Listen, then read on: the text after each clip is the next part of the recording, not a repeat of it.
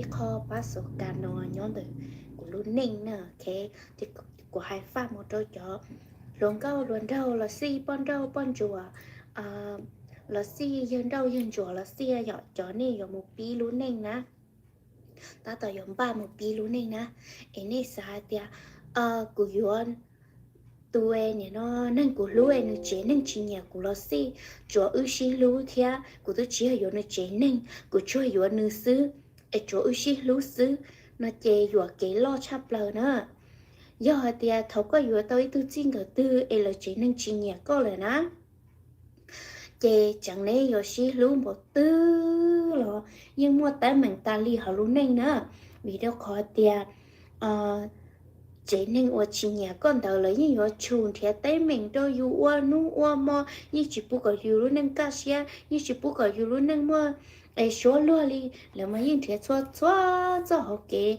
lo chua lo chè yêu yêu u về trong yêu chỉ u yêu hai về yêu tu chỉ dùng cái như thế giờ yêu nên trong chế cơ yêu lúc còn cháu sư trở lại hai lý cha lo như chỉ mò yêu như chỉ tuổi yêu rồi là cho hai liên đó sao chỉ ở đâu yêu chỉ xia hai chỉ tao đi hai đầu tư chế xí trả xí chế chỉ hai là những cái lý cứ u chỉ tao đi là thế nhớ trong chỗ phong dưa mono chế của giờ là hai ít kho bá số cả.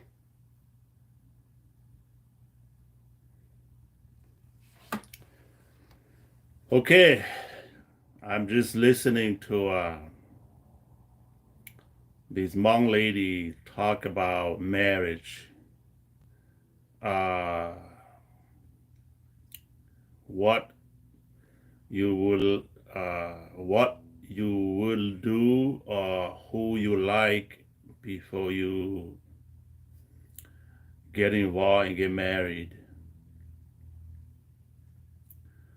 I was on live a little bit earlier, but I think I was being hacked. My screen froze. Could be that my connection was lost. So thank you for joining me here. This is BlackPanther and the Princess. So the topic today, what I'm going to talk about is about interracial marriage, especially Hmong interracial marriage.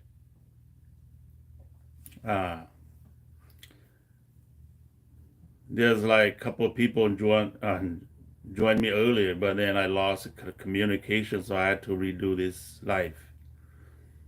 So thank you for tuning in. I see one person here. If you have any questions, comments, don't hesitate to comment down here, okay? Like I said, Hmong people were originally were in China during the warring states. Hmong used to have their little country over there in China. So because the Qing dynasty want all the states to become one China, he tried to conquer or subjugate other groups to become part of China, which a lot of Hmong people do not like that. And they always go against the government. And there's civil wars after civil war after civil wars. So in the 1890s, around 1900, the one that ran away or escaped, they fled to northern Laos, Thailand, Vietnam. And then the Vietnam American conflict in 1950s all the way to 1970s had the Hmong turn against each other. One group like Vang Pao sided with the Americans, and then the Yang Tao Tu, or the lower families, they sided with the Vietnamese. So we had our own conflict, another civil war among the Hmong people. So the Hmong people, the one that sided with Americans, CIA, they became refugees after the Geneva Accord, where Laos or where American decided to pull back from Vietnam and let them alone. So the Hmong were left alone to defend themselves in the mountains of Laos, which a lot of got killed, and a lot of them became refugee to go to another country. So that's why we have Hmong people in Canada, Germany, Argentina, Australia, France, Canada, America. And now, see, Hmong people, when they were in the mountain, they live in a very tiny, tight community. They were not exposed to the outside world. They're like the indigenous. So like little genies in the bottle, never come out.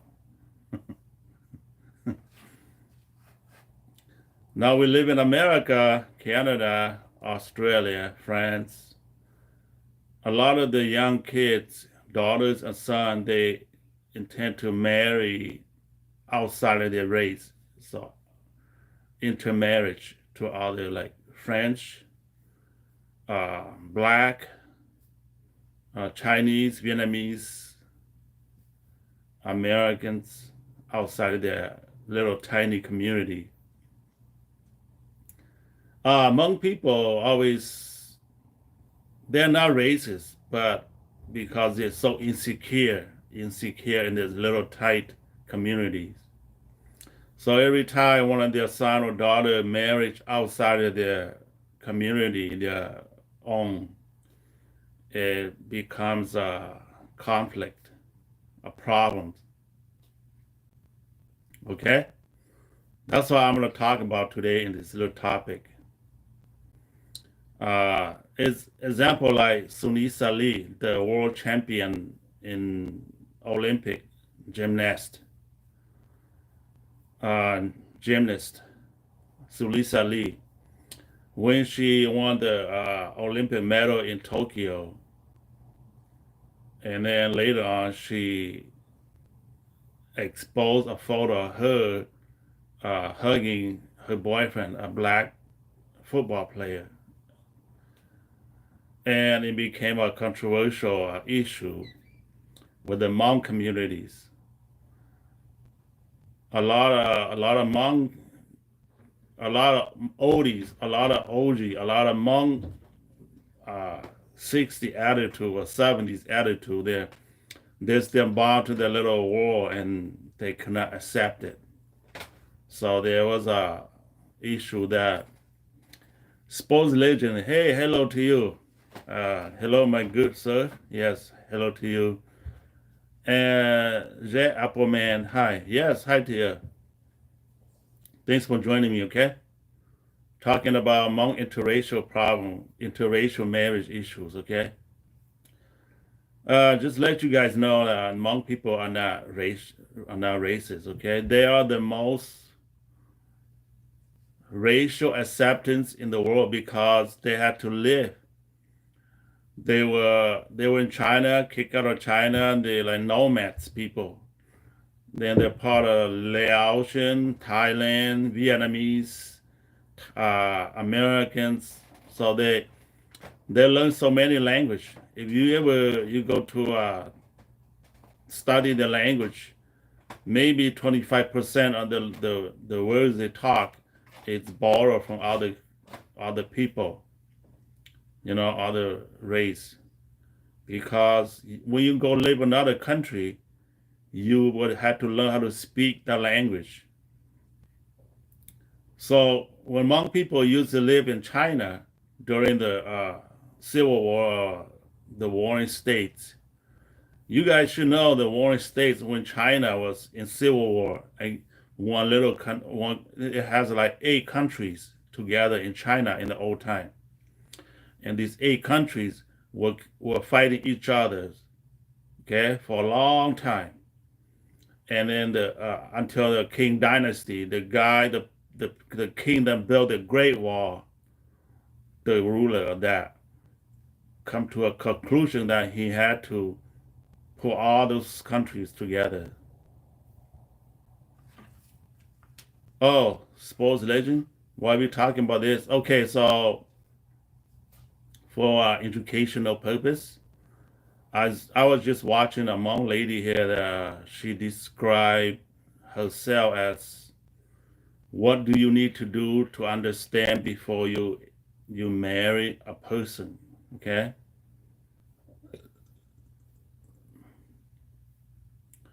Oh, the Sunisa.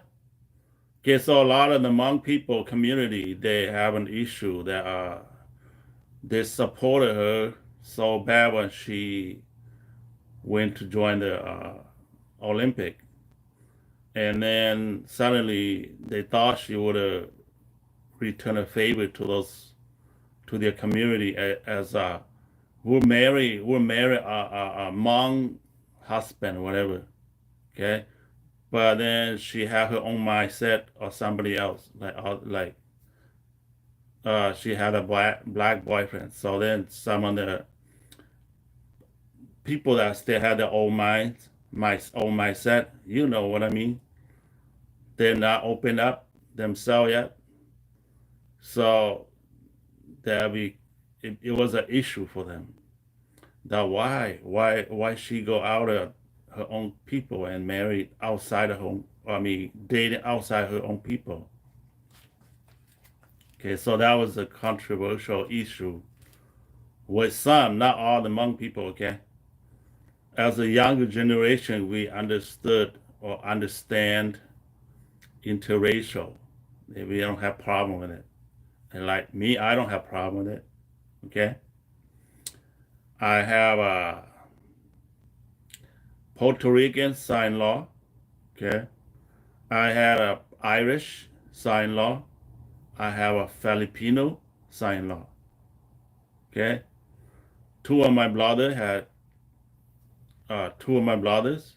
They each uh, one married a white girl. Uh, she's like Russian American. The other married German American. I mean, they're born here in the U.S. So we one of my aunt had a black husband, uh, and one of our grand aunts has a Jewish husband, and I don't have any issue with that. But I'm just talking about other Hmong community that they have issue with problems like that. Okay, so uh, that's that's what I'm talking about today. Being that they're not racial. I mean, they're not racist. Hmong people are not racist. Just that they're so they're like survivor. The one that made it to America are just survivors. Okay, they were they were conquered. They were slave. They were tortured. They were exterminated. And the one that made it to America actually was the survivor. You know, the one that survived so many conflicts in their life.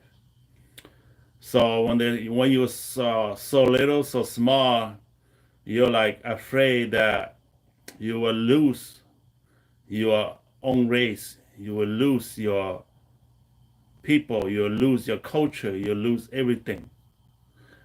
Now that you're in the different countries and your son or daughter actually is starting changing and go outside of your own uh, people, right?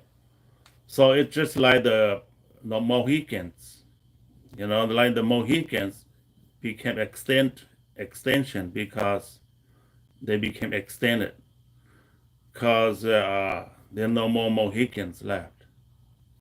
You see what I mean? The American Indians, the Mohicans, the American Indian that has the Mohawks, they used to be part of the East Coast of the United States.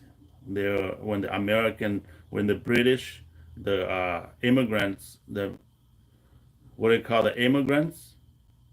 That's why we have Turkey's Days, Thanksgiving's Day.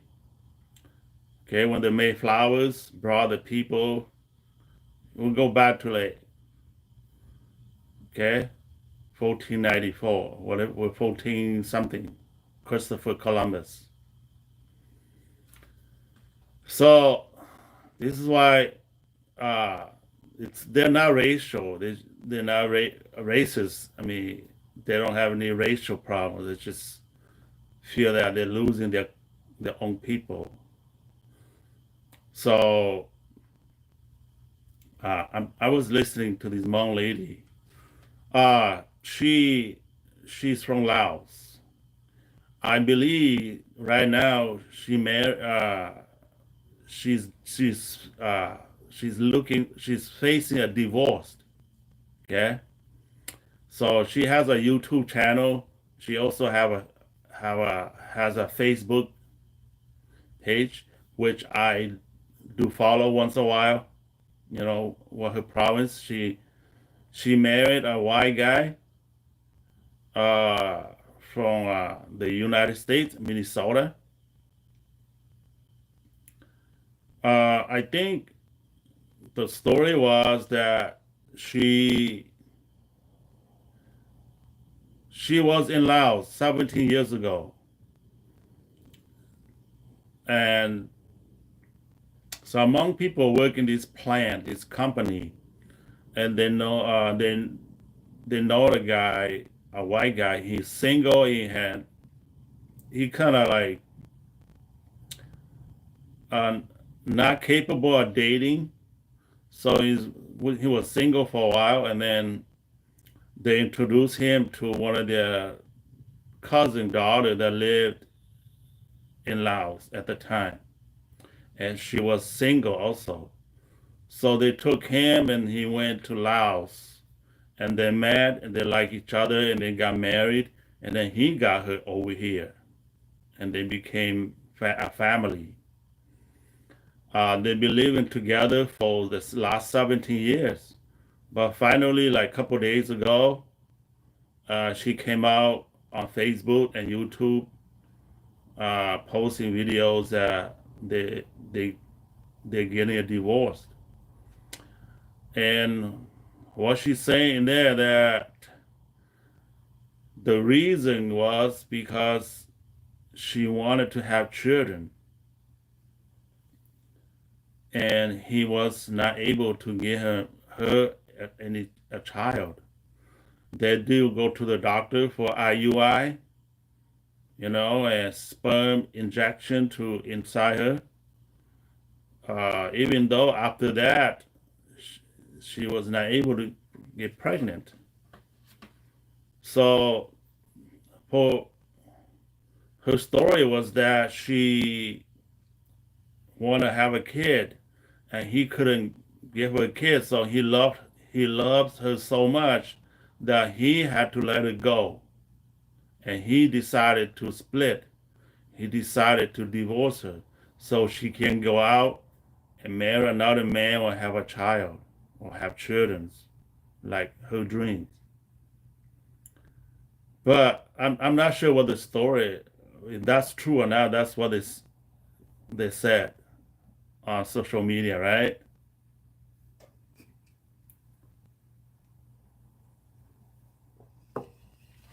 So when I go listen to her videos, like her TikToks and her reels on Facebook, it sounds like it was not. It sounds like they have other issues. When I listen to this person, I am very good at listening to somebody talk, the expression in their face, and the emotion come out of their eyes, and the words they said, and I can tell that that was not the issue. not having a child. If you cannot have a child, you really want a child, you can also adopt a child. You see what I mean? Or if you really want to have a baby out in your womb and then take it out, even though he cannot get her the what she wants, they can go to a donate like a sperm bank donation, and they can do something, and she can still have a child. Okay, but what I'm listening to her videos, I'm thinking that because the way she explained it on the video I'm just watching now is because she's Hmong. She's from a third world country like Laos. Her English it's like 10%. And she came over here. She lived with this white guy. They married, and his family is so disapproved or so not happy or many things that she does because she probably eat different foods, dress differently, talk too loud, cannot cook like American women do, like American food. So whenever that family gets to their place, totally everything's awkward, everything's not right. And then she probably have family back in Laos where she will have to work and send money to the family in Laos. Because that's her mom, her dad, her whatever. For what I know recently, she sponsored or she sponsor her mother and I think her other siblings to come over and live with them. So now put a financial strength uh, on top of the husband's earning. In America, they don't like to take care of another family. Like my neighbor live next to me, and I have a third neighbor over there. They're white, and when that third neighbor, his wife and his daughter left him, divorced, they he can live in the house just over there, next to my house. And the divorce of the daughter and the wife left, and he became homeless. He came to live in my other neighbor's garage for a couple of days. He has a brother that live in like 2 hours away, but the brother never came and never took him in and left him homeless. So American people, they do that. Like when you're 18, if you don't go to college, your parents decide that you need to get out of the house. Stories like that. They're not taking care of their family like that, family members. So I think when okay, so this lady's name is Pa, and she married Nathan. Nathan is her husband. They are heading to a divorce. I'm watching the videos. They already divided the stuff in the house, like couches, TVs, whatever Nathan wants. They already packed that in boxes, and he's moving out of the house. And he left the house to her, but then he told her that she had to pay the other half to him. If she wants a house, she had to pay the other half. Otherwise, they had to sell the house and split the money in half. So he was pretty fair. He just gave up on the marriage, and he just said, let's quit. And you go your way, I go my way. Split everything in half. Since we moved together, so he was okay. That was right. He said we don't need to go to court. Okay, because we go to court, we fight each other, we'll lose our fortune. All the money we have, we'll just give it to the lawyers for free. And the lawyer will fight each other, and we'll keep injecting money into the lawyers to the courthouse, and in the end, we both losers. So why can't we just split? You go your way, I go my way. Split everything half in our life. Okay? And we're still good friends. So that's what they're doing right now, I think, when I listen to her talks. But the topics here is about interracial marriage,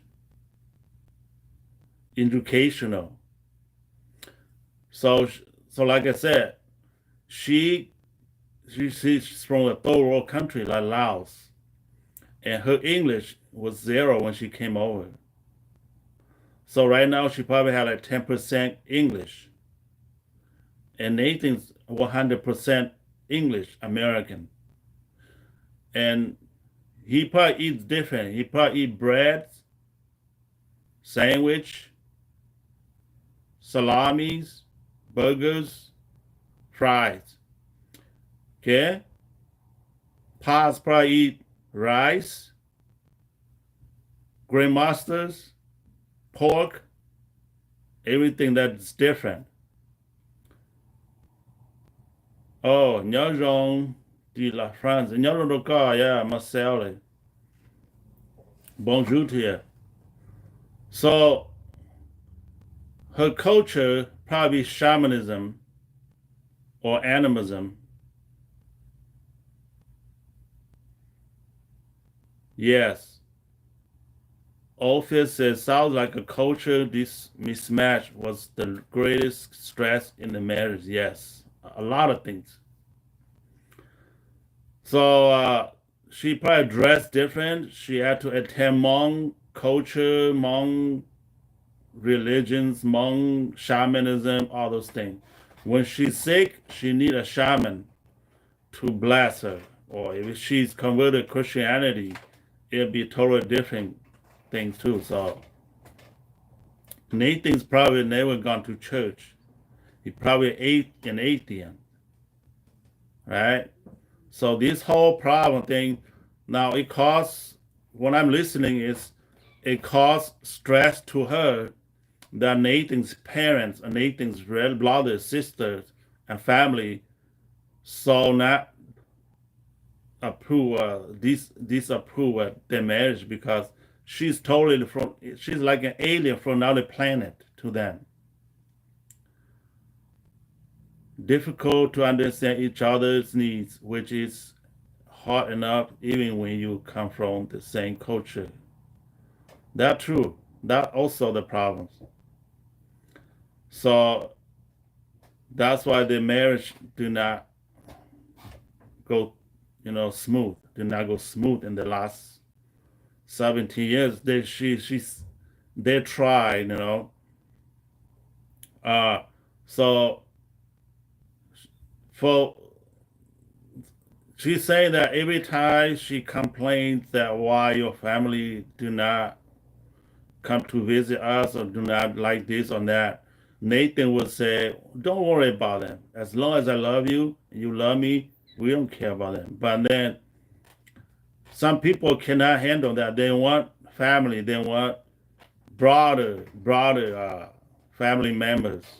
Okay? If you can be like me, see, when I was married my wife, I don't care what my relative says. I don't care what her relative said. Just you and me, sweetheart. Just you and me. Okay? Just you and me. If you die, I will take care of you. You live, I take care of you. You die, I will take care of you. Alone. I don't need nobody to take care of you and me. Okay? If I die, you do the same thing. We grow up, we marry, we grow together. We're not afraid of the world. Your family don't want you, I take care of you. If my family don't want me, you take care of me. We take care of each other. The world don't want us, we live by ourselves. We don't need the support, we don't need the love, we don't need whatever coming from them, right? And I've been married 40 years, guys, and I survived. up and down, hardship, anything. I I weather the storm. I have 5 children. They all grow up. I let them choose what they want to marry in their life. So that's why. I don't care you're black or white, Chinese, Asian, whatever. Go on, live on. Okay? You meet somebody, you in love, you marry, even though for a short time, even though you were married for 2 seconds, and then you call it quit. That's fine, but don't regret after you. Don't regret that. Oh, he hurts me, she hurts me, whatever. Broken heart. Don't be broken heart. It's so, it's so, it's fate that to bring two persons together. Yeah, my wife's Hmong. Yeah, my wife is Hmong, and I would have. I mean, I met her first. I would have. I won't mind. I won't mind marry a black wife, a black. I mean, a white girl, a Chinese, Asian, whatever. I won't mind. But see, I grew up in the Hmong community, so I met my wife first. So I got married. But my heart's open to any race. I don't care. We all came from Africa anyway. Doesn't matter you're white, you're Asian, whatever. Just like the Chinese, they think they're from some birds. They they think they're from like an egg. They were transformed from a, a swallow, a bird, a sparrow. But no, in the end, the Chinese also gave up. They took 250,000 Chinese DNA and they compared the genome system, and they all came from Africa. One father, one mother. Black, white, whatever, they all came from Africa. One father, one mother. It's if you were to go back, it would be like Adam and Eve time. So the Chinese scientists give up. They surrender, right? They say, yeah, and the end they agree. Yes, we also all the Chinese were also from Africa. Is there racial conflict among the Hmong and Han Chinese? Yes, there is. Uh not I mean, back in the day, the Chinese, this is what it is. They wanna exterminate like all the Hmong men. Okay? To do that, you conquer and you killed.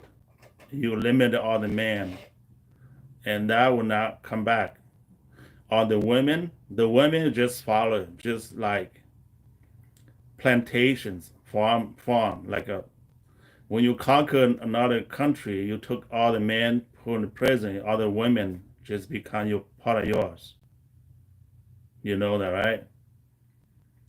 That's why when Genghis Khan and his soldiers will conquer the world, they will send a letter ahead of time or a messenger ahead of time into a country, to a smaller country, into a village, to a town, whatever. Say we're coming. You had two choices.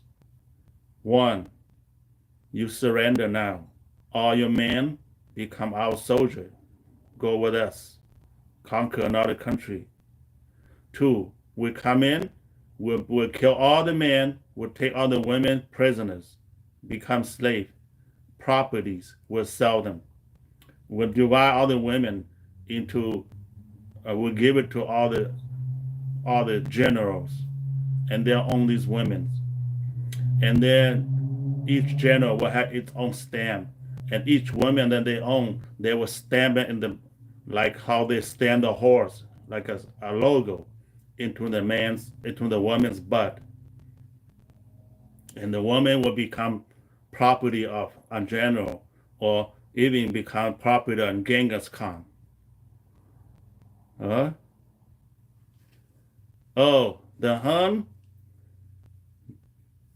uh, they they do not they want to eliminate the Hmong because the Hmong never give up. are fighting. So like you'll never give up. You fight, you run, and you fight, and you run, and you fight, and you run. Okay, and they cause too much trouble to the Han, and they just want to eliminate these Hmong people. Just like how we run, we run, fight all the way, end up in America. Okay, we're kind of like the Vietnamese. The Vietnamese also doing the same thing. The Vietnamese never surrendered to the Genghis Khan uh, conquest. The Genghis Khan conquest, they came over to Vietnam, control that. They never 100% control the Vietnamese. They will rise up, burn the house or whatever, ambush or do something to the Genghis Khan soldiers that were over there. That's why the Chinese don't like us. So when the Chinese conquer our nation long time ago, it is not in textbook, guys. It is in the Hmong tapestry. It is in the Hmong folk story, telling one generation to the others. That's why the Chinese had to separate the Hmong people into 3 different groups. When they conquered, they were put one group in the east, one to the west, one to the north, and they prevent them from to communicate, to talk to each other. So, and they change their culture, change their belief, made them wear their Chinese clothes instead of the Hmong clothes, costumes, made them practice their religion instead of the Hmong religions, Hmong beliefs. So, for over 2,500 years, all these were lost, and the Hmong is done. So now they're Chinese.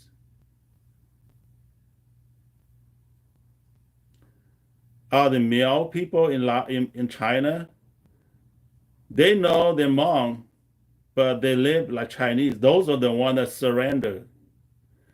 Okay, surrender when the Chinese came, the Han Chinese came, they surrender. Okay, so they intermarriage. Most of the men probably were killed during those times. So the one that ran to the mountains, go all the way to Laos, now in America, these are the survivors. These are the ones that ran off. So that's how the Chinese control the Hmong people. Okay, so what happened after 2,000 years? Your children's just gonna be like Chinese. They're not letting you do whatever, just like American Indians. Okay? When the US moving west, it took the Indian into reservation.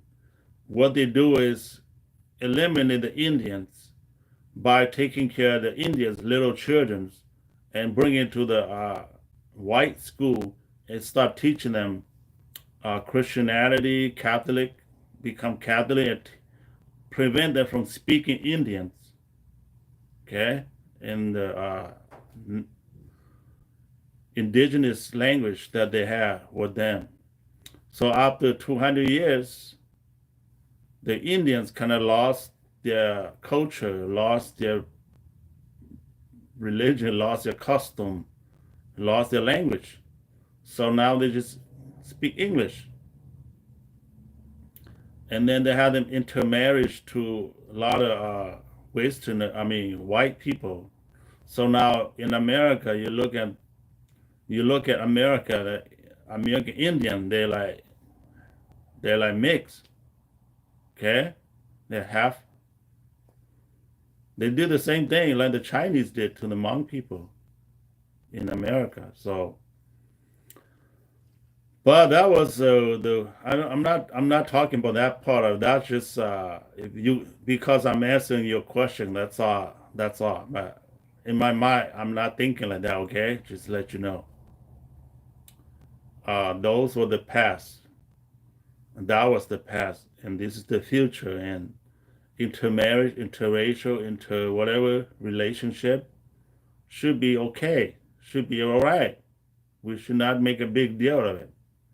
The world is entering a new phase where we understand each other's language, where we understand science, where we understand that we all came from Africa, where we understand that we all came from one parents.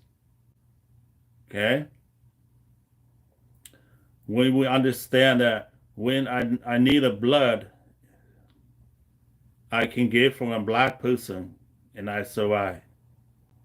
When I understand that, okay, a white person can take a Hmong person's blood when he is running low. Is a mixed Hmong person not a pure Hmong? For the mind of the races, yes, it's not pure. But for the mind of a clear, conscious person, yes, it's conscious Hmong. Even though, okay, so in DNA, right, women are just like a farm, like a plantation, like the ground, the earth, and the man are the seeds. You plant your seed on the ground, and you bear fruit later, right? So if you are plant and you plant it on the plant on the ground, and it becomes plant. But if you put orange and tangerine together in the roots, and then you manipulate the gene, and now they become orange, tangerine, orange. What do you call that? So you mix, and that's different. But in a human, only the color or skin is different. All the blood is the same. Okay? Blood is red. Oh, blood is not white. Blood is not black. Blood is life. And blood is the same color. Doesn't matter your skin is white, black, yellow, brown, whatever. So you are a pure person. So a woman is like the ground that bears the fruit, the tree. You plant the tree on it. So one thing I want to tell you guys is that even in DNA studies, the woman cannot represent the root or the fruit. Genetic drift is inevitable. We do not eat the same potatoes grow. Yeah, I mean, it might change the same on the food that we ate, but the blood's the same.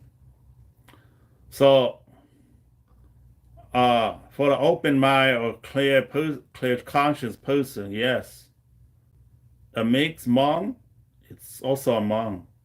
Even though your daughter go marry a white guy or a black guy and bring a child to your family, that's also part of your Hmong family. Okay? Okay, so this like Sunisa, the gymnast, Olympic champ. Her father was Laotian, right? Her mother was Hmong. They were dating in high school. Maybe back then they're still like gangster or whatever. Still young and immature and playing around, and she got pregnant with her. And then Sunisa's father disappeared.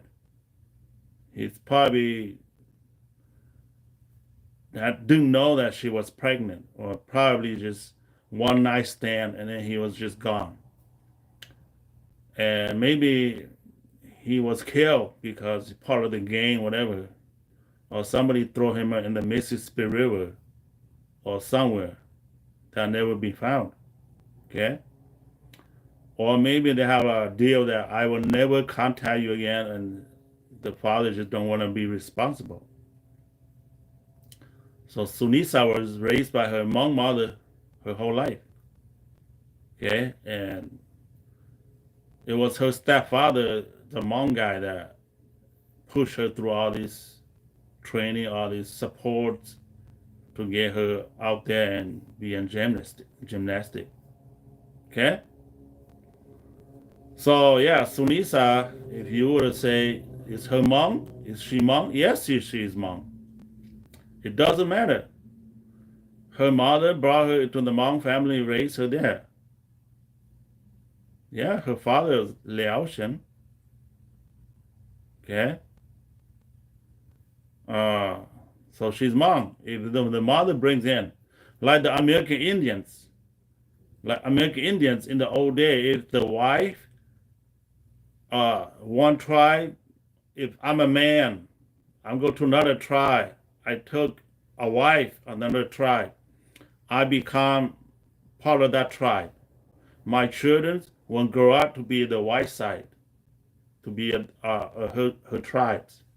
Okay? So, doesn't matter if the husband brought the kid home, the child home, or the wife brought it to that family. If you grow up in that culture, you are Hmong. Doesn't matter your skin is. Okay?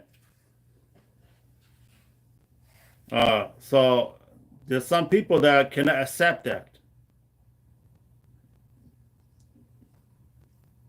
Like my family, my side, we have a lot of interrelationship, interracials, okay?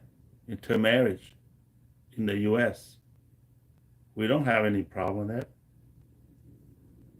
Do Hmong Dao and Hmong Ling support each other?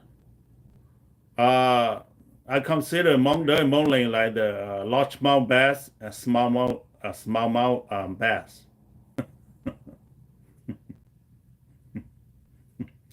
One has a bigger mouth and the other one has smaller mouth. I think Hmong Dao has a bigger mouth.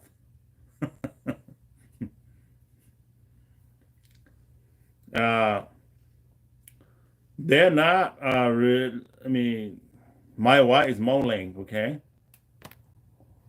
and I am Hmong Dao. When I marry my wife, yes, my Hmong Dao family has a problem with that. Cause why? Because the language barrier. It's hard to understand her language, and she understands my Hmong Dao perfectly, but my in the culture thing, the clothes they wear, the rules they have to follow in the family. So that would be hard for her to be part of Hmong Dao for a while, but after so many years, she get used to it. And it'll be hard for them to do the same thing on the Hmong Ling. So I don't speak Hmong Ling. I marry a Hmong Ling wife. I go to my in-laws. I don't speak Hmong Ling. I understand what they're saying, but I don't know how to speak the language correctly. So I rather just speak my language. But I don't look down on them and say, oh, your Hmong Ling is like this, your Hmong Dao is like this. Okay?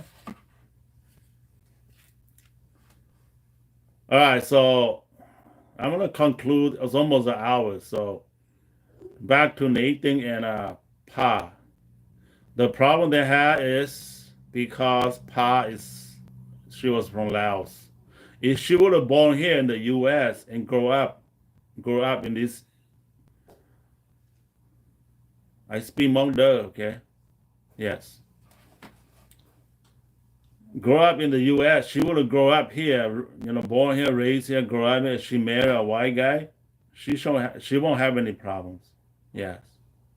She'll probably grow up to this culture already. But because she's from Laos, it's hard for her to adjust to Nathan's family's needs or culture. And it's hard for Nathan to adjust to her stuff and her family, his family to adjust to what she's doing in her life. You see, guys. So if we're in the U.S. for over 50 years, we kind of adjust to the people here already, and we can eat what they eat. We can cook the way they cook. Say by Thanksgiving, all right, you marry a white guy, and Thanksgiving, his family is coming over to your house. Now, you better know how to practice their culture, prepare the dinner, prepare the turkey's dinner. What do they eat? How do they cook? What do they cook? How do they set up the table? What do you introduce? What do you say? All those things. Okay? So I want you guys to know out there, you young people, you Asian, you Hmong, whatever, you white, whatever you are, black,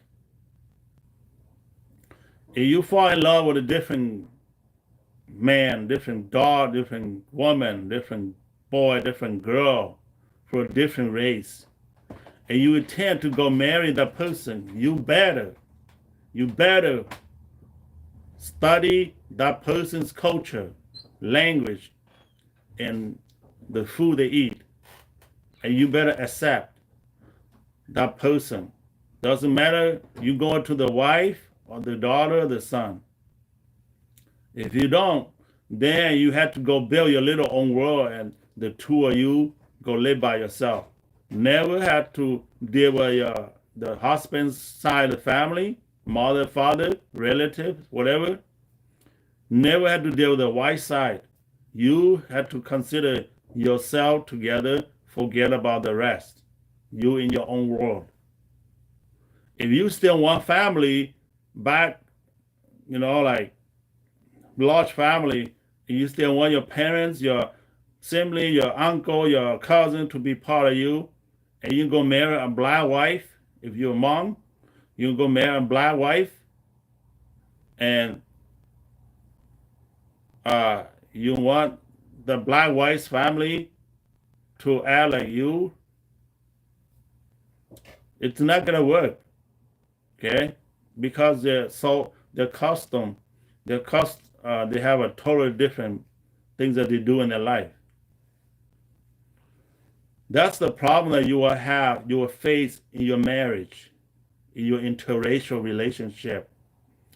Okay? Totally, 100% guaranteed to you guys. If you want somebody to eat like you, to talk like you, to dress like you, to react like you, to do things, to attend the same culture, same thing like you, then that would be your own color, or the people that that eat the same food, do the same thing like you. Okay? So this is what I teach my daughters. You marry Irish, you better learn how to do the river dance. You better learn about what they call the Irish culture. You better learn what alcohol they drink, what they like to do. You better learn their history. You better understand what kind of food they eat, what kind of clothes they dress during each ceremony and whatever they do in their life. You better know when somebody died in their community and what do they do. You better learn all those things before you go married. And when you go marry them, you have to act like them, be part of them, do things like they do. Otherwise, you will have a cultural clash. You understand, guys? Or race, like this Hmong lady, she felt that Nathan's family is not supporting her, like they don't like her, like whatever she do, they always say bad things about her. And then she feel like lonely, she feel abandoned, she feel like that. Yeah, because you don't do things like the Nathan's families do. They go hunting. Maybe they like to sit quietly in the backyard, drinking beer, and you don't like that. Maybe they barbecue different than you, and you want to do like the things you do. It's not gonna work for them because they already lived there for 200 years, and you're not gonna change them.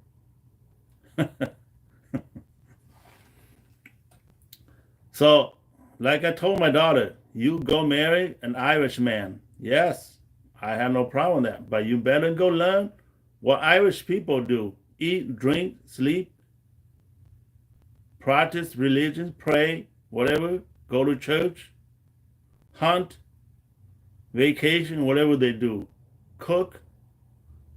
You better learn what they do.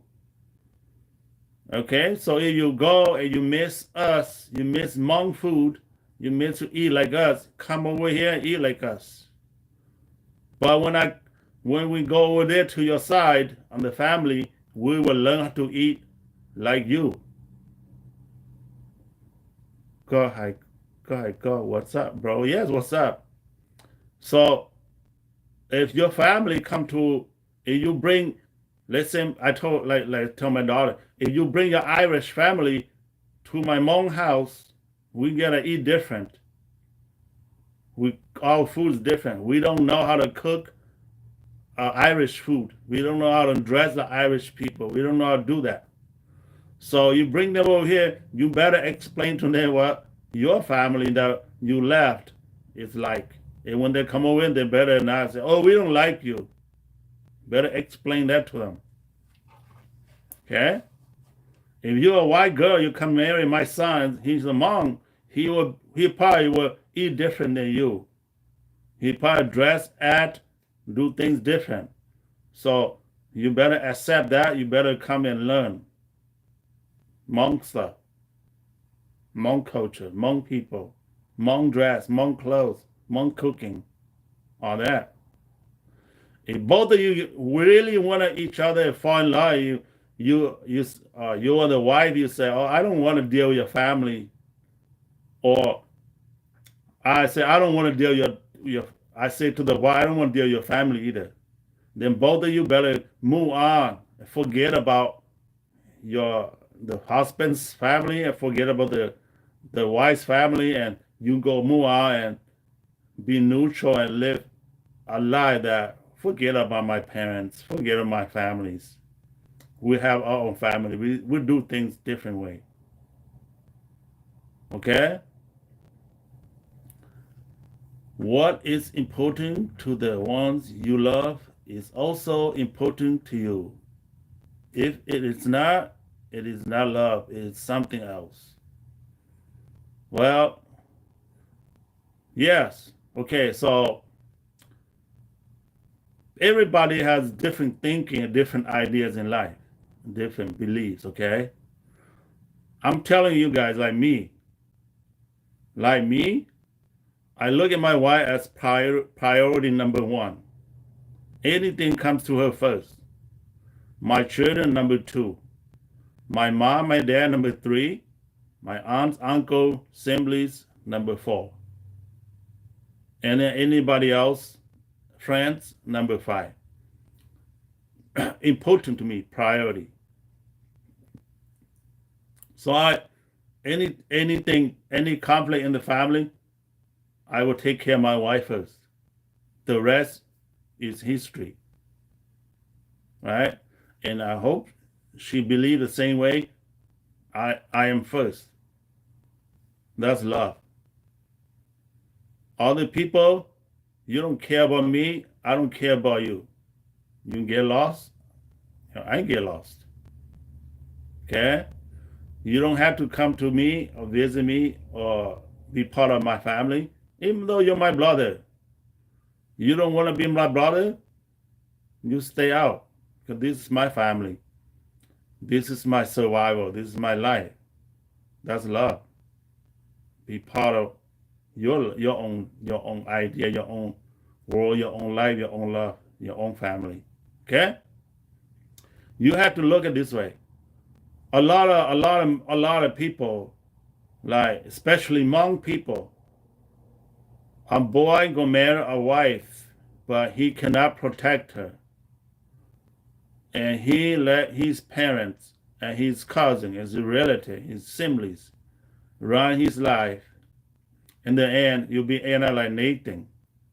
Because Nathan probably feel that, oh, I love Pa so much, but because my family it doesn't like her, and now she's sad. And she always sad. She's mad, and she's not happy with me because my family it's not like they don't like her. Whatever she does, it doesn't impress them. So now I have to let Pa go because I cannot do anything. So you are a weak man. You are not protecting your wife. You're not involved with your wife. You consider your parents, your family that you came from important. Then you're more important than your wife. So now you're losing your wife. You're losing your love. You're losing your life because you go back to your mommy and daddy. You love your family. I hope you guys understand what I'm saying here, right? You guys understand what I'm saying? That's why, as a man, you have to be P, P, and P. Prepare, provide, protect at all time. You have to prepare your life for the incoming before you start a life. When you start a life, you have to provide for your wife, your children, yourself first before others. You have to be able to protect your wife, your children, your life. Okay? Before any others. So if you're like Nathan, you're weak. You're not able to protect your wife. You know she's not happy because your mom, your dad, your uncle, your aunt don't like her. They always say something negative about her. And you're not there to stand for her. You say, oh, face all, guys. This is my wife. This is my life. I know you're my mom, my dad, my brother, my aunt, whatever, my uncle. Don't. You have other things to say. You don't need to do all this to her. Get out of my life. I'm going to be with Pa and I'm going to be with her. She's my wife. That's it, period. We're not going to be part of you. You don't like us. That's what you need to stand for as a man. You too, as a woman. Okay? If your mom, your dad don't like your husband, stand up for your husband. But you have to make sure that that's a husband is going to be with you for life. You have to make sure that's the wife that's going to be with you and it's not going to stab you in the back down the road. Okay? Before you made that decision. Because when you're doing that, you already offending your side of the family and they're not going to support you either down the road. One day your wife kicked you out, they're going to say, see, we told you, your wife's bad. You're a loser. And they're not going to be part of your life. Now you lose your wife. Now you alone. And you better prepare yourself for that. Take the consequence. Take the risk. And be prepared for that. When that time comes, it rains so hard like a thunderstorm. Lightning strike you in the head. You better prepare for that. You swallow that bitter love. And you better be able to swallow it. Now you're on your own. See, that's what heroes are. If you're not a hero, if you're not prepared for all of that in the relationship, especially marriage. Huh? So I'm talking like crazy here, guys, but I know interracial relationship is always a problem because cultural clash. Okay? The thing that they do. Hmong family will eat food different than you. Okay? They will dress different than you. They might drink different than you. They might pray different than you. They might hang out with the family different than you. So if you are a white girl, you go marry a Hmong family, you better prepare for all of that and learn all of that. If you're an Asian woman, your Hmong wife, Hmong girl, you go marry a white guy, you need to know what culture is that. Is he Russian, American? Is he Irish? Is he Puerto Rican? Is that. Okay? Like my son-in-law, he's Puerto Rican. He doesn't like to eat Hmong stuff. But he likes my daughter. He loves her. He protects her. Nothing wrong with that. When I know what he eats, he likes to eat pizza and Italian food. So he comes over to my house. I always make sure I have Italian food or those ready for him to eat. Because I cannot cook a chicken soup, set on the table, and will think that he will eat it. I don't want my son-in-law to be hungry. So always, at least I have some pizza laying around in the house. I know what he eats. That's it. It makes the relationship go smoother. Okay? I go to his family's house. I know what they eat. Italian food. They love Italian food because he's Spanish, right? So I go there. I already adjust to American food. I eat anything. Pizza, burgers, all that stuff. Spaghettis. Okay, I swallow. It's good stuff. All right. Anyway, this is what you have to do when you're gonna go marry outside of your own color, your own culture, your own race. You need to learn about the other culture and be respectful and whatever they eat. Okay. Consider this. Uh, I have an aunt live in Pennsylvania, Penn State. Like she married a Jewish guy. I have another cousin marry a black guy. A black guy, he's a doctor. A Jewish guy, he's a business owner. He owns like rental property in the ocean, like boats, speed boats, all that. They really have money. The Jewish guy, whenever we have problem, he'll come and help, but he'll never eat any plate of food out of your home because that's not what he eats. Put it this way. So my grandmother died in Penn State. We went there for a funeral. The Jewish guy came and he brought $10,000 to help the funeral cost. But he never eat any food I was watching. He never had never eaten any plate out of the food that we cooked at the funeral during the funeral. Okay? One of my cousins, her black husband's a doctor. And well, let's go back again. The Jewish guy, he'll never help you do the work. He just stand around. He'll give you the money, but he won't put his hands on anything that you guys do. The black guy is a doctor, but he's from Africa. Because in Africa, they're from third world country. He came over here, he studied, he became a doctor. They eat food, they eat rice, they eat animal parts, he eat food just like the Hmong people eat in Africa. So he married my Hmong cousin.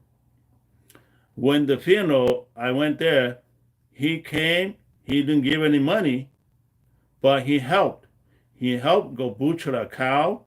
He helped prepare the food. He do things like the Hmong guys do.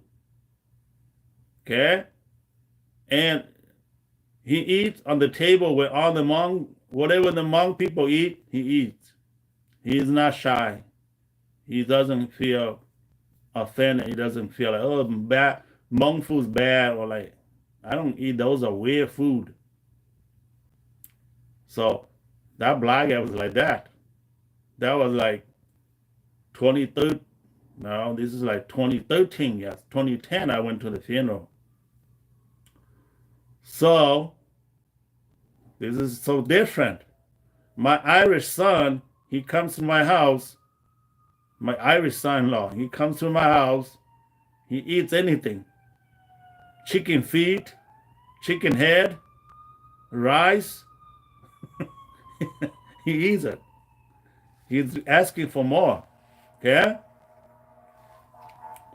so these are the things that will will cause problems in the family. Okay, let's say you marry an American husband and you're Hmong wife. Do you know how to cook during Thanksgiving? Do you know how to prepare your Thanksgiving dinner for your husband's family side when they come to your house? You know how to bake, you know how to set the table, you know how to set the plate, you know how to do all that. If you're not, you're in trouble. They will not like you because you don't know their culture. You see? So these something I talk here for educational, you guys can learn from it. Otherwise, you can learn to be like me. Eat anything that anybody gives to you. Any culture. I can go to India restaurant, go to India, eat what the Indians eat. You have to open mind it. Okay? To be clear conscious minded person, you have to open it. You have to not look to the negative of the other race, the other color. You have to think as them as you. Okay? You have to understand geography, 1,000 years separations, whatever is available in that country. Okay, like Hmong people, they like to go fishing a lot. They eat fish because in Laos, the only animal like cows, pigs, chicken, they raise that for that livestock to sell in the market for making money only. But the only thing available, most available uh, meat for them to eat is fish. So for 200 years, eating fish and fish for dinner, for lunch, for whatever, fish become part of their daily menu. So when they're here in the U.S., they like to go fish a lot. They like to eat the fish out of the lake, the rivers. So it better not offend you because that's where they grew up. That's how they grew up eating. Okay? Not like here, you only grow up eating McDonald's and burgers all your life, fast food, and suddenly it would take you to a Laos or a Hmong country or whatever in back in the days over there in third world country, you starve yourself to death. Okay? Example, my brother, he has two sons, and they grew up eating packaged food, processed food all their life. When he took them to Laos to visit, he had to pack American food, uh, at least something that's close, like noodles, American noodles that they eat, and to pack them and go with them. Because when they get there, they will not be able to eat the food they cooked over there. They will look at it, they will starve themselves. Okay? You are expressing the difficulties of assimilating even when you are tolerant of assimilation. It is not easy and require lots of patience and understanding throughout the extended family. Yes, these are the things that you don't consider before you marry outside of your comfort zone. Okay, glad I caught the stream again. Good luck and good bless everyone. Thank you, the Hmong people, for their service to America. Okay. So, yes, thank you. So, yeah, This is what we had to look at before you marry. You know, otherwise, to marry outside your race, you had to be an open mind like me, or be a clear, cautious mind. Okay, you eat whatever, man. Okay, if they want you to perform oral sex, go for it. See, hey. In some culture, you give them oral, they might you'll be off. You're offending them, right? Okay, so these other culture clash are things that will not make relationship work. I know. You have to be open minded, okay? And your family, you have to know your family, what can be accepted or not. Some people just won't eat anything that is gonna get up and walk away after.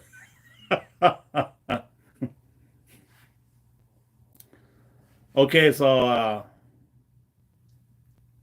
uh, that's pretty much I want to say. But at the end here, I'm gonna give you guys a story. Okay, so I came here. I was 14 already. Okay, and I didn't get to go to grade schools. I went to uh, ninth grade, 10, 11, 12, and I was done. And I didn't go to college after that. I had to go to work because I needed a life. I needed money. I needed to survive. I had to grow up fast. So I had no support. My family got killed. My mom and dad and got killed when we crossed the Mekong River to Thailand. And during the 3 months trip across the jungle terrains into Thailand, and we got to the Mekong River at night. We tried to cross on raft, and it was ambushed by some Patelao guards or soldiers along the shore. So my parents, some of us, we got lost and we flew to the other side of Thailand. And my father and my mother never show up. So assuming that they got shot and flowed down the Mekong River. So I hooked up with some of the uncle that survived the ambush, and I made it to the camp in Thailand with them, and then came to America with them. So when I got here, I was an orphan. I lived with some other family that uh, really I'm not their children, so I wasn't born in their family. My uncle them, so I had to survive. I had to go. I had to move out when I was 18, out of high school, and started working and go live by myself. So just like how American life is like over here. So I remember in 11th grade, junior year, we had a teacher called Mr. Moore. Mr. Moore was he's a really supporter of the Hmong people. I think he was a veteran from during the Laos Hmong conflict with the Vietnamese. He was over there, so he came back, but he was a teacher, and he taught in high school in American history and economic. So I had him as his American history class and economic class, right? So he lived in Minnesota. He at the time he was Mr. Moore was a Eagle Scout leader. So he leaded the American Eagle Boy Scout group. I know I have a couple cousins that were part of his American Eagle Scout programs. So he took a lot of Hmong kids camping and learn how to survive American survival skill in the jungle, in the wood, in North America. And this will happen one day. Like that was like the last. the last week before school year's end, right? So we're in class and pretty much we had nothing left to learn from. We just kind of hang around, and then we're talking loud, right? We're like talking loud in Hmong language, and disrespect him, and we do all the stuff like some people, some white kids were talking about bad Hmong stuff. Suddenly he's like, "Pam!" Jump on his table. He's start angry. He's talking. He's like, "You guys shut up!" And he started telling like stories like why this white kid was so disrespect to these Hmong people, all the stuff. He's like, you guys should learn how to respect each other now that we're in the same classroom, now that you're in the country here, that we all have to live and survive together as a one nation, as a one people. I'm teaching you American history. And he started going on like, this is how sad it is. How you guys disrespect these Hmong people here. I went to Vietnam. I ended up in the Hmong village. I live with these Hmong people. They are butchered and killed like animals from the Vietnamese. They are tortured. They are scattered. Their family die. All this. It's so sad that you guys disrespect these people. I want to tell you a story. One day I went to this Hmong family, and we're eating at the lunch, and they offered me this chicken feet and the chicken head. And my whole entire life, grew up in America, I never tried anything like that. And that day, I ate that chicken head and chicken feet, and it was good. And ever since, I learned to eat that stuff. It's also part of the survivor, like how I teach you guys in the Eagle Scout. Your family fled the communist takeover of Laos? Yes. Yep. Pretty hard journey, man. 3 months, try to hide, jungle to jungle, eat whatever we find in the road in the way to Thailand, man. You ever watch the movie The Killing Field? Sir Khan, probably Cambodian, right? Sir Khan. You ever watch the movie The Killing Field? How that guy tried to survive? He had to eat lizards, cockroach, ants, night crawlers, worms, tree roots, anything that he can find on the road. That's who we are, man. That's why my generation, I had to learn how to appreciate life in America. Whatever I have, my freedom here, I take it seriously. I don't, because I had experienced starvation, being killed, being ambushed, being terrorized. I've been there. So when I came here, I learned how to live a better life. Not to join the gang, not to be a lazy ass person. There's opportunity here. Go to work. Even though you have to work 2 jobs, better than become a slave, better than be terrorized by red communists, being killed, being tortured, being starving. Like the kids that are born here, even my own kids, they don't know that stuff. They don't know. I can tell them, but I tell them that only like they read in a textbook that they never experience the situation. The only way to understand is that you experience the situation. Okay? If you only read a textbook and you don't go hands-on doing it, you're not gonna understand either. The evacuation of Vang Pao and the Hmong. There was no evacuation, bro.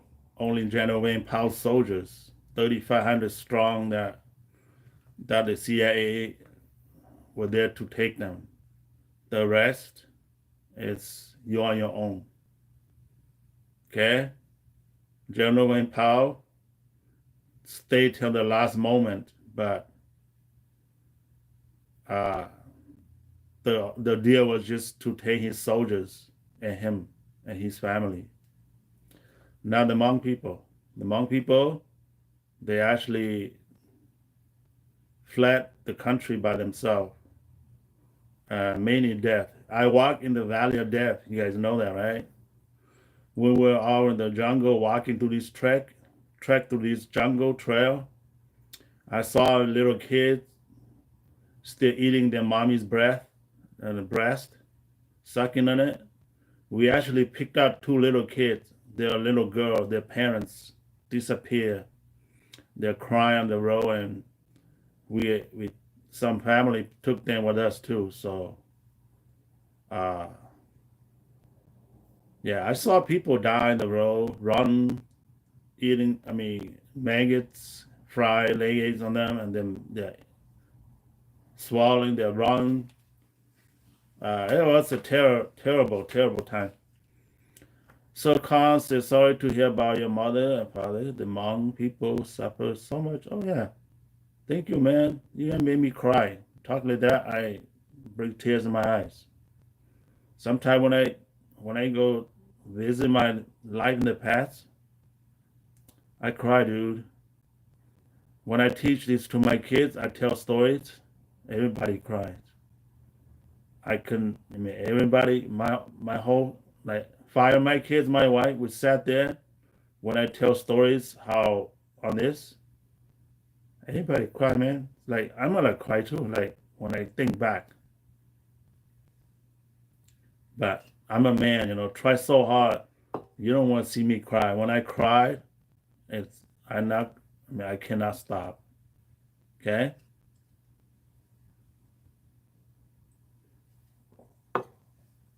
There's so many Hmong people die in the Mekong River. If you would have emptied the Mekong River dry, you would go find all the skeleton on the scars. I probably believe over like 5,000 people in there. Yeah. Being Hmong people live in the mountain, right? They don't have lake to swim. They don't have rivers to swim. They're no good. They don't know how to swim. When they come across the Mekong River, they have a whole bunch of family tie a rope to one's waist. You have 5 family, you have a rope and tie one to another. Maybe the father, or you have a raft. You have like you will cut down like a bamboo and you make a raft, or like banana trees, and you make that, and you swim across the Mekong River.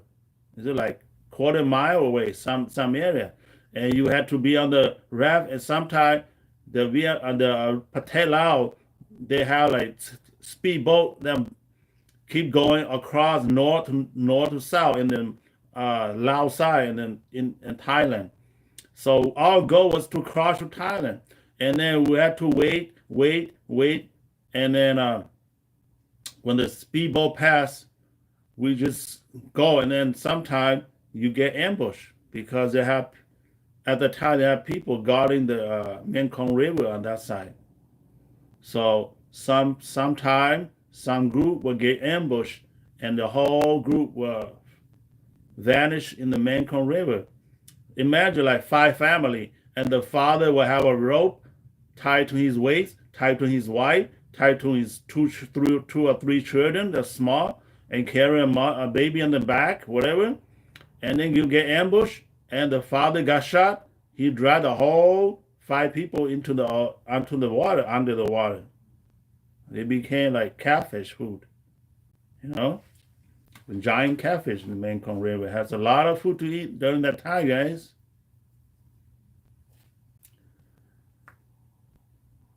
So, yeah, it's young Hmong people these days in America don't remember stories like that. They never experienced any stupid, any sad, any terrible and terrifying stuff.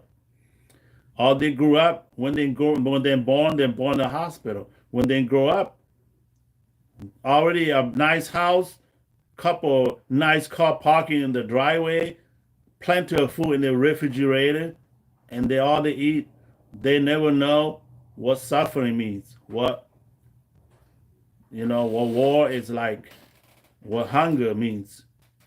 They don't understand it. And you told them, go to school, learn, work hard, educate yourself, because you need a better life. You hear, and they don't understand it.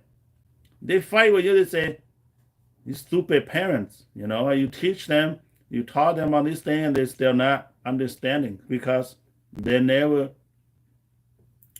That's why the Hmong people that came here in the 90s, the teenagers, the young generations, they work harder.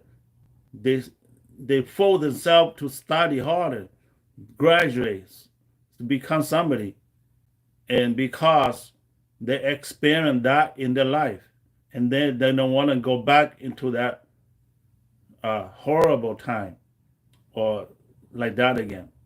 And they keep telling their children, when the children become lazy, all they do is play video game, okay, have so much fun, play TikTok, do all that stuff. And they don't educate themselves, they don't study hard. And even people that are born here go hook on drugs, become homeless, live in the street, become gangster. That's all messed up, okay? Oh, why did the communists just leave the Hmong go? Let the Hmong go? Okay, so you cannot be a leader without followers. You cannot be a nation without the people. You cannot be a mayor, right? You cannot be like that. So there were Hmong people that sided with the communists also. Like I said, two different ideologies. So the Hmong people that tried to flee after that, the communist Hmong do not want them to leave. If the Hmong people that are communist side let them leave, what would they have to be? They cannot be Hmong leaders to the communists. Do you understand what I mean? Okay, I think you smart guy, you probably know this already. So if your people is running away, there you have no relatives, you have no people to govern. So you are yourself. You have no people left to govern. So you're not important. You understand that part, right? So a leader, you cannot be a leader without followers. Let's just say here, my YouTube channel, I don't have you guys to follow me. I can scream here, yell all day, and it means nothing. I'm by myself. And then I'm gonna get tired. I'm not gonna be able to. If I talk here, you guys don't come and watch me and follow, listen to my story, it means nothing. Why I waste my time doing it? Okay? That's how it is. So when the Hmong communists that sided with the Vietnamese and the Patelao, seeing that a lot of Hmong Vang Pao with the American side try to flee, become refugees, they wait in the road and ambush them. They say, you're enemy of the state. You betray your own people. You don't deserve to live. You die. Kill them. That's what they do. Okay? So that's, to answer your question, that's all it is. Stupid Hmong. Those are stupid Hmong people. Yeah, it's not like, okay, you don't want to be part of us, you can go to another place. It is not like here in the US. I don't like to live in Minneapolis, St. Paul. I move to Florida. Who cares? It's your freedom, navigation, freedom, relocation, right? They don't care here in America. Yeah. So Anyway, guys, thanks for joining me. It's been an hour and 35 minutes. Oh gosh, I talk too much, right? I can talk more, but I'm gonna end up here, guys. Uh, thanks for joining me. I hope these talks teach you guys a lot of stuff that you never knew about Hmong people. Uh, just tell you guys that Hmong people are not racist. They were tortured, segregated, they were exterminated for so long over the 2,500 years, and they were what do you say? They were living in different countries, and they had to adjust to different culture all the time in their life and languages. So now they are so different, not original no more. So and they're scared and their little tiny community, and when something like their sons and daughter go marry out of their so they're afraid, they're scared that their culture will dying out, their people are losing like the Mohicans, and in the end there will be no more Hmong people left, so they're scared. That's why they anything a little thing happen like this, they're so shaken and they just complain about it. Okay, so but I'm telling you guys that there will be no more Hmong people. Okay, we had to we had to adjust. We had to uh, evolve. We had to evolve to a different life in America. We had to intermarriage others, and then we become part of here in a different world, a different environment, a different culture. We're not gonna be able to survive our Hmong culture anymore. It's not gonna work. We need to intermarriage. We need to do all that. Like I'm, all my daughter will. I let them decide what they want to do. I'm not gonna survive here. We're not gonna survive here as a Hmong people. We're not gonna survive. The best thing is we need to slowly adjust intermarriage to other people. That's what America is. America is doing that. So good luck to you guys. I hope you enjoy this conversation. Uh, I hope you guys understand and learn a lot from here. That uh, we gotta have an open-minded. We gotta be open-minded people, guys. Okay. Peace for all. We'll see you next time.